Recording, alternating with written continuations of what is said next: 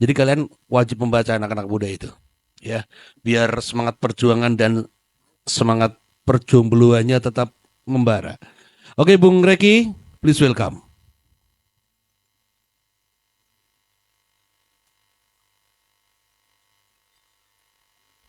Assalamualaikum warahmatullahi wabarakatuh. Eh, Selamat datang kepada kawan-kawan semua. Akhir tahun yang indah dan bermakna. Kita ini acara dadaan, jadi tapi ada konteks yang tepat untuk memaknai tahun baru dengan hadirnya para tokoh-tokoh pemikir serius Indonesia lah gitu kan. Jadi untuk membicarakan soal bagaimana desa sebagai pusaka dan pustaka hidup. Saya memahaminya gerakan-gerakan kolektif di desa semacam ini harus diperbanyak dan diperluas, berjejaring dan melakukan aksi-aksi nyata di bidang apapun, sastra, kebudayaan, politik, eh, ekonomi mandiri, kemudian berjejaring, melakukan aksi-aksi nyata literasi, juga melakukan banyak hal. Saya bersama Mas Kur Hasan mengimpikan tempat ini dulu di awal pertama kami bersepakat untuk membangun sebuah tempat kedai kopi literasi yang bisa dijadikan kita semua ruang buka terpublik untuk berdiskusi dan melakukan gagasan-gagasan aksi apa yang bisa dilakukan di kampungnya sendiri atau di tempatnya sendiri. Di sini ada perpustakaan publik dengan koleksi 4.000 judul buku. Sebentar lagi akan menjadi galeri seni kecil dan akan ada banyak program-program selanjutnya di Kedai Kopi Kebun Makna. Sebenarnya negara harus belajar dari desa. Saya tidak yakin mereka bisa seperti desa. Harus bagaimana tata cara pengelolaan masyarakatnya, bagaimana tata pengelolaan soal-soal konstruksi sosial, negara harus belajar dari desa. Dan kalau saya bisa menyebutnya sebagai bahasa aktivis, mantan aktivis, gerakan-gerakan ini akan menjadi sebuah kata atau diksi yang tepat adalah dari desa mengepung negara. Saya akan membacakan satu puisi dari sahabat terbaik saya, kawan Indrian Koto, penyair muda asal Padang yang merantau di Yogyakarta dan sekarang membangun juga ruang seperti ini, jual buku sastra, menghidup-hidupkan pustaka dan literasi, menghidup-hidupkan sastra sebagai jalan hidupnya, passionnya.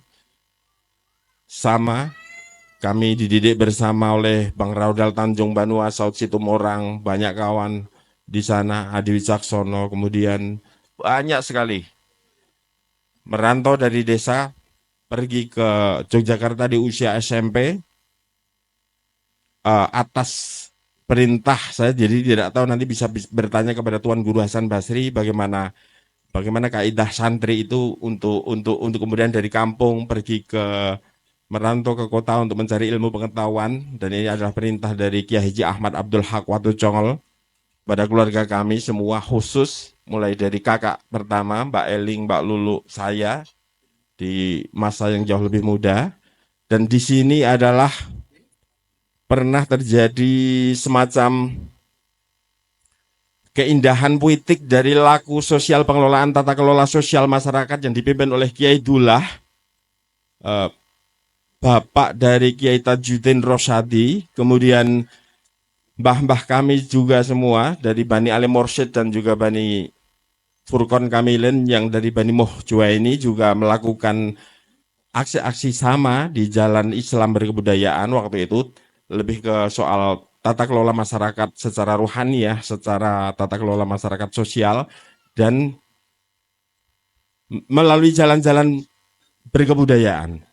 Kita harus kembali ke sumber, kembali ke akar, artinya Pak Lek saya, om kandung saya tinggal beliau, jadi beliau ada pusaka kampung ini, dan kemudian paman saya tercinta yang dari kecil paham sekali aslinya Reki gitu. Beliau guru SD pertama di bahasa Indonesia, kemudian ayah saya mengajarkan puisi, namun mentor terbaik di masa remaja SD adalah kepengasuhan Kiai Haji Ahmad Zaini yang merupakan paman saya, guru bahasa Indonesia pertama saya di SD. Maka saya meminta beliau untuk sekedar nanti memberi sambutan kecil atas bagaimana konsep kebun makna akan menjadi tempat yang bermanfaat bagi sekitar dengan semangat kami, juga memberi prosesi tumpengan syukuran bersama bahwa mulai per Januari akan ada kerja-kerja kebudayaan dan hal lainnya akan dimulai dan nanti akan dijelaskan di sambutan setelah ini oleh Bung Maskar Hasan. Kita harus mewujudkan cita-cita atau perjuangan. Saya berpikir tidak harus perlu ada persetujuan orang lain, hanya harus dimulai. Tempat-tempat ini harus banyak direplikasi di banyak tempat. Ada kawan Ari dari Kepulauan Madura, Kangean, dia akan kembali pulang. Ada kawan dari Sulawesi, dari Padang, dari Sumatera, dari banyak hal. Hal ini harus dimulai di tempatnya masing-masing dan gerakan ini akan menjadi gerakan kolektif. Terima kasih, itu saja.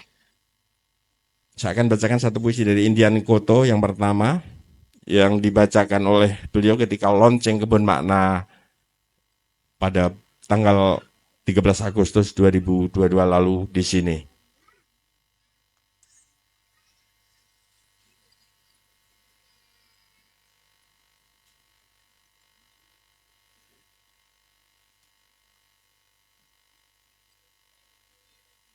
Sebuah puisi ini dari kawan Indrian Koto, penyair muda Yogyakarta, berjudul Kebun Makna, yang dipersembahkan buat kami, Reki Zakia dan Mas Nur Hasan. Di luar, kau bangun kebun makna, tempat setiap diri bisa pulang. Apalagi yang dicari setelah banyak persinggahan dan pemberhentian, setelah banyak sejarah diabadikan. Setiap diri perlu istirahat dan membangun rumah dalam dirinya. Di luar, telah kau bangun kebun makna, biji peristiwa, batang kenangan, pangkal kisah yang akan rindang bagi siapapun yang rindu pulang. Seduh kopimu, di luar, pada kunjungan pertamaku telah ketemukan rumah yang nyaman bagi siapa saja yang merasa perlu istirahat dan sejenak melepas lelah. Di rumah nyaman ini, segalanya bisa dimulai, buahnya akan mekar dalam ingatan setiap orang sebagai zikir matahari sebutir pasir. 2022.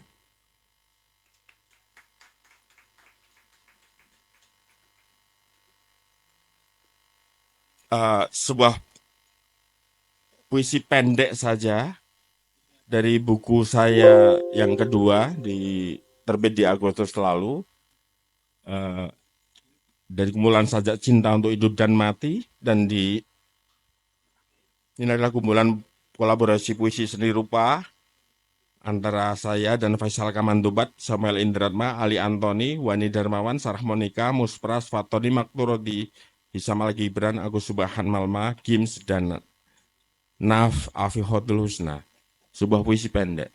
Dan pada kesempatan ini Ibu Elizabeth bersedia untuk menyumbang tulisan pengantar kecil di buku ini, dan saya menganggapnya itu puitik sekali. Tidak begitu kenal banyak ngobrol, tapi secara akurat telah seperti menggambarkan kitab jiwa Reki melalui kitab puisi ini. Doa. Aku berdoa, maka aku ada. Aku memohon pertolonganmu, aku kembali tiada. 2024. Terima kasih.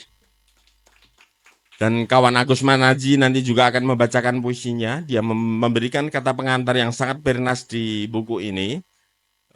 Sebuah esai panjang yang sangat kuat, sama kuatnya. Terima kasih.